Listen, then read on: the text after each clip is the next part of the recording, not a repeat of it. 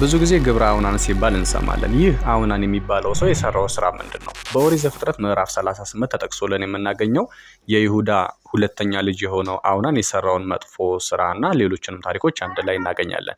በዚህ ውስጥ ይሁዳ ከወንድሞቹ ተለይቶ ከሄደ በኋላ 3 ልጆችን እንደወለደ ስማቸውም ኤር፣ አውናን እና ሴሎም የሚባሉ። ከዚህም በኋላ ትዕማር የምትባል ሚስት ደግሞ ለመጀመሪያው ልጁ ለኤር እንዳጋባውና ኤር ልጅ ሳይወልድ እንደሞተ፣ ቀጥሎ ደግሞ ለወንድሙ ዘር እንዲያቆምለት ብሎ ሁለተኛው ልጁ አውናን ደግሞ መልሶ ለትዕማር አጋብቷል። ነገር ግን አውናን በዚህ ሰዓት በእግዚአብሔር ፊት መጥፎ የተባለ ስራን ሰራ።